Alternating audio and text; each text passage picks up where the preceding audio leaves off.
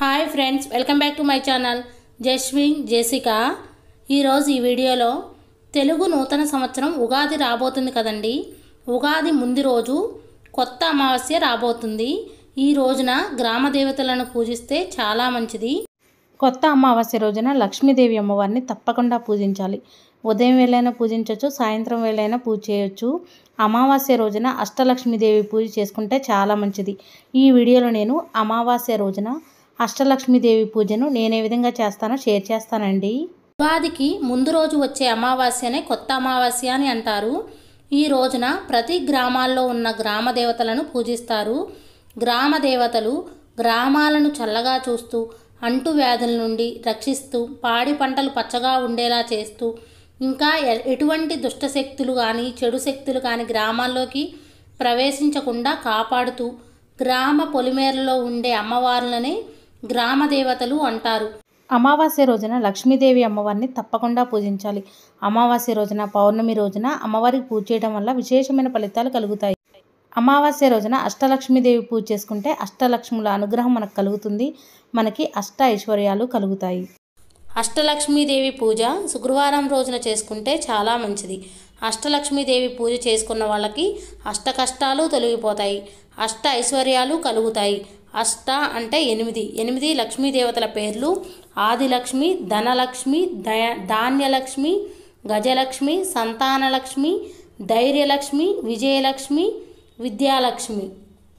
అష్టలక్ష్మి పూజను శుక్రవారం రోజు చేసుకున్నానండి. ఈ అష్టలక్ష్మీదేవి పూజ కోసం ఇళ్ళన్నీ శుభ్రం చేసుకొని, తలస్నానం చేసిన తర్వాత కాళ్ళకి పసుపు రాసుకొని, నుదుటిన బొట్టు పెట్టుకొని గంధం పెట్టుకోవాలండి. ముందుగా గడప దగ్గర పూజ చేసుకోవాలి. సింక్లో అంట్లేమీ లేకుండా నీట్గా క్లీన్ చేసుకొని పొయ్యి దగ్గర కూడా ముగ్గు వేసుకోవాలండి. ముందుగా గడప దగ్గర పూజ చేసుకోవాలండి. గడపను శుభ్రంగా కడిగి పసుపు రాసి కుంకుమ బొట్లను పెట్టి ఈ విధంగా వరిపిండితో ముగ్గు వేసుకోవాలండి.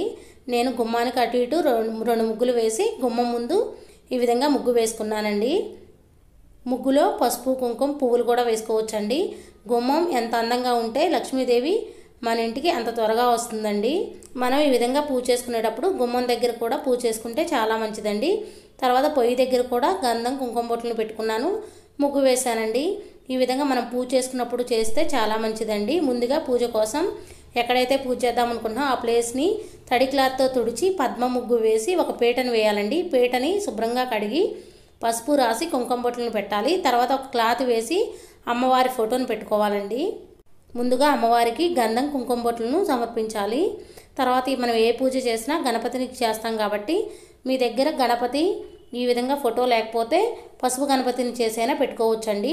నేను ఈ విధంగా గణపతిని పెట్టుకున్నాను. గణపతికి గంధం, కుంకుమ బొట్లను సమర్పించి గణపతికి పువ్వులతో, అక్షంతలతో గణపతి శ్లోకం వినుకుంటూ పూజ చేసుకున్నానండి. తర్వాత గణపతికి అగరవత్తిని వెలిగించాను, ఒక దీపం కూడా వెలిగించానండి. స్వామివారికి అరటిపండు ప్రసాదంగా పెట్టానండి. బెల్లం ముక్కైనా పెట్టొచ్చు. తర్వాత స్వామివారికి హారతి ఇచ్చానండి. తర్వాత అష్టలక్ష్మి పూజ కోసం ఒక ప్లేట్ తీసుకున్నాను. ఆ ప్లేట్కి గంధం, కుంకుమ బొట్లను పెట్టానండి. మధ్యలో కూడా పెట్టుకోవాలి గంధం, కుంకుమ బొట్లు. 8 తమలపాకులను తీసుకున్నానండి. తమలపాకులకు కూడా గంధం, కుంకుమ బొట్టు పెట్టాలండి. తర్వాత పసుపుతో ఈ విధంగా పసుపు గౌరమ్మను చేసుకోవాలండి. ఈ గౌరమ్మని అష్టలక్ష్మిగా భావించి పూజ చేసుకోవాలండి. ఒకవేళ మీ దగ్గర లక్ష్మీదేవి రూపులు ఉన్నా పెట్టుకోవచ్చండి, లేదా లక్ష్మీ కాయిన్స్ ఉన్నా పెట్టుకోవచ్చు, లేదా అమ్మవారి విగ్రహాలు 8 ఉన్నా పెట్టుకోవచ్చండి. నా దగ్గర లేవు, అందుకని నేను పసుపు గౌరమ్మని అష్టలక్ష్మి రూపంగా భావించి ఈ విధంగా పూజ చేసుకుంటున్నానండి. అష్టలక్ష్మి అమ్మవార్లు ఆదిలక్ష్మి, ధనలక్ష్మి, ధాన్యలక్ష్మి, గజలక్ష్మి, సంతానలక్ష్మి, ధైర్యలక్ష్మి, విజయలక్ష్మి, విద్యాలక్ష్మి. ఈ అమ్మవార్లకి ఒక్కొక్కరికి ఒక్కొక్క దీపం చొప్పున 8 దీపాలను వెలిగించాలండి. అయితే ఒక్కొక్క కుందిలో 2 ఒత్తులు కలిపి ఒక ఒత్తిగా వేసి దీపారాధన చేయాలండి. అమ్మవారికి పిండి దీపాలైనా వెలిగించుకోవచ్చు, ఇట్ట మట్టి ప్రమిదల్లో అయినా పెట్టుకోవచ్చు అండి, ఇత్తడి ప్రమిదల్లో అయినా దీపాలను వెలిగించుకోవచ్చు. అమ్మవారి దగ్గర ఒక తాంబూలం పెట్టుకోవాలండి. అదేవిధంగా అష్టలక్ష్మి అమ్మవార్ల దగ్గర కూడా ఒక తాంబూలం పెట్టుకోవాలి. దీపం సాక్షాత్తు పరబ్రహ్మ స్వరూపం కాబట్టి దీపం దగ్గర అక్షంతలు, పువ్వులు వేసి నమస్కారం చేసుకోవాలండి. అమ్మవారి ఫోటో దగ్గర కూడా 2 దీపాలను వెలిగించాను. తర్వాత అష్టలక్ష్మి అష్టోత్తరం వినుకుంటూ ఒక్కొక్క అమ్మవారి దగ్గర పువ్వులతో అక్షంతలతో ఈ విధంగా పూజ చేసుకున్నానండి. ఆదిలక్ష్మి అమ్మవారి దగ్గర పూజ చేసేటప్పుడు ఆదిలక్ష్మి అమ్మవారి అష్టోత్తరం చదువుకుంటూ పువ్వులతో అక్షంతలతో పూజ చేసుకోవచ్చండి. అదేవిధంగా ధనలక్ష్మి అమ్మవారి అష్టోత్తరం చదువుకుంటూ పూజ చేసుకోవచ్చండి. ధాన్యలక్ష్మి అమ్మవారి అష్టోత్తరం చదువుకుంటూ పూజ చేసుకోవచ్చండి. ఈ విధంగా 8 లక్ష్మి అమ్మవార్ల అష్టోత్తరాలు చదువుకుంటూ పువ్వులతో అక్షంతలతో పూజ చేసుకోవాలండి. కుంకుమ పూజ చేసుకున్నా చాలా మంచిదండి. నేను ఈ విధంగా కుంకుమ పూజ చేసుకున్నానండి అమ్మవారి దగ్గర. అష్టోత్తరం చదవడం వీలు కాకపోతే ఫోన్లో పెట్టుకొని వినుకుంటూ అయినా పూజ చేసుకోవచ్చండి. నేను ఫోన్లోనే వినుకుంటూ ఈ విధంగా అమ్మవారికి పువ్వులతో అక్షంతలతో పూజ చేసుకుంటూ కుంకుమ పూజ కూడా చేసుకున్నానండి. తర్వాత అమ్మవారి దగ్గర ప్రసాదం పెట్టాను. చూసారా, ఇక్కడ కామాక్షి దీపాన్ని కూడా వెలిగించానండి. కామాక్షి దీపం ఎలా వెలిగించాలి, పాటించవలసిన నియమాలు ఏంటో మన ఛానల్లో వీడియో ఉందండి. ఇంట్రెస్ట్ ఉంటే చెక్ చేయండి. తర్వాత అమ్మవారికి అగరవత్తులను వెలిగించాను. అమ్మవారి దగ్గర ప్రసాదం పెట్టానండి. ప్రసాదం ఏదైనా పెట్టొచ్చండి, పండు అయినా పెట్టొచ్చు, పరమాన్నం పెట్టొచ్చు, ఏదైనా పెట్టొచ్చండి అమ్మవారికి ప్రసాదం. ఒకవేళ మార్గశిర గురువారం రోజు చేసుకుంటే అమ్మవారికి ఆ రోజు ఏ ప్రసాదం సమర్పించాలో ఆ ప్రసాదాన్ని పెట్టాలండి. నేనైతే ఈ పూజని శుక్రవారం రోజు చేసుకున్నాను కాబట్టి అమ్మవారికి పండు ప్రసాదంగా పెట్టానండి. నేను మొత్తం 11 దీపాలను వెలిగించానండి. అమ్మవారికి ప్రసాదం సమర్పించిన తర్వాత హారతి ఇచ్చానండి. హారతి ఇచ్చి నమస్కారం చేసుకున్నానండి. అమ్మవారికి ధూపం కూడా వేశాను. ధూపం వేస్తే చాలా మంచిదండి అమ్మవారికి. మార్గశిర 3 గురువారాలు అయిపోయాయి కదండి. 4వ వారం 5వ వారం ఏ రోజైనా ఈ పూజను చేసుకోవచ్చండి. అదేవిధంగా ప్రతి శుక్రవారం కూడా ఈ పూజను చేసుకోవచ్చు. ఒక్క శుక్రవారం ఈ పూజను చేసుకున్నా చాలా మంచిదండి. తలస్నానం చేసి మాత్రమే అష్టలక్ష్మీదేవి పూజ చేసుకోవాలండి. మనం పూజ చేసుకున్న పసుపు గౌరమ్మలను మొహానికి రాసుకోవచ్చండి, లేదా పారే నీటిలో కలపొచ్చండి. నేను శుక్రవారం రోజు పూజ చేసుకున్నాను అండి. శుక్రవారం రోజు అమ్మవారి పీటని కదపకూడదండి. శుక్రవారం రోజు సాయంత్రం కూడా అమ్మవారికి పూజ చేసి శనివారం రోజున పూజ చేసిన తర్వాత అమ్మవారి పీటని కదపొచ్చండి. తర్వాత అమ్మవారి ఫోటోని మన దేవుడి మందిరంలో పెట్టుకోవచ్చు. ఒకవేళ మార్గశిర గురువారం రోజు పూజ చేసుకుంటే గురువారం రోజు కూడా అమ్మవారి పీటని కదపకూడదండి.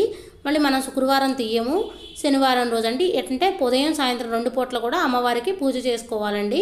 శనివారం రోజు పూజ చేసిన తర్వాత అమ్మవారి పీటను తీయొచ్చండి. అమ్మవారి పూజలో వాడిన పువ్వులను పారే నీటిలోనే కలపాలండి. మనం ఈ పూజ చేసుకున్న రోజు మన ఇంటికి ఎవరైనా ముత్తైదువులు వస్తే వాళ్ళకి తాంబూలం ఇస్తే మంచిదండి. 3 లేదా 5 తాంబూలం ఇస్తే చాలా మంచిదండి. పూజ చేసుకున్నప్పుడు ఉపవాసం ఉన్నా మంచిదేనండి. కానీ మన ఆరోగ్య పరిస్థితిని బట్టి పూర్తిగా ఉపవాసం ఉండొచ్చు, లేదా ఒక పూట తిని 2వ పూట పండ్లు పాలు తీసుకొని ఉపవాసం ఉండొచ్చు. కుంకుమ పూజ చేసిన కుంకాన్ని మనం నుదుటిన ధరించాలండి. అదేవిధంగా మన ఇంటికి ఎవరైనా వస్తే వాళ్ళకు పెట్టినా మంచిదేనండి. మన పిల్లలకి ప్రతిరోజు కుంకుమ పూజ చేసిన కుంకాన్ని పెట్టడం వల్ల వాళ్ళకి చదువు బాగా వస్తుంది. ఆరోగ్యపరంగా కూడా ఇబ్బందులు ఏమీ ఉండవండి. అష్టలక్ష్మీదేవి అమ్మవారి పూజ చేసుకోవడం వలన మనకి అష్ట ఐశ్వర్యాలు కలుగుతాయి. అష్ట కష్టాలు ఏమైనా ఉంటే తొలగిపోతాయండి. ఆర్థిక సమస్యలు కూడా తొలగిపోతాయి. సంతానం లేదని ఇబ్బంది పడేవాళ్ళు ఈ పూజ చేసుకోవడం వలన సంతానం కలుగుతుందండి. అష్టలక్ష్మీదేవి పూజను 3 శుక్రవారాలు చేసుకుంటే చాలా మంచిదండి. 5, 9 ఇలా చేసుకుంటే చాలా మంచిదండి. అమ్మవారి పూజను చేసుకోవడం వల్ల ధనధాన్యాలకు లోటు ఉండదు. తెలుసుకున్నారు కదండి అష్టలక్ష్మి పూజ ఏ విధంగా చేయాలో. మరిన్ని వీడియోస్ కోసం మన ఛానల్ని సబ్స్క్రైబ్ చేయండి. నా ఈ వీడియో మీకు నచ్చిందని అనుకుంటున్నాను, యూజ్ అయిందని అనుకుంటున్నాను. ఒకవేళ నచ్చితే లైక్ చేయండి, షేర్ చేయండి, కామెంట్ చేయండి friends. Thank you for watching. Bye అండి.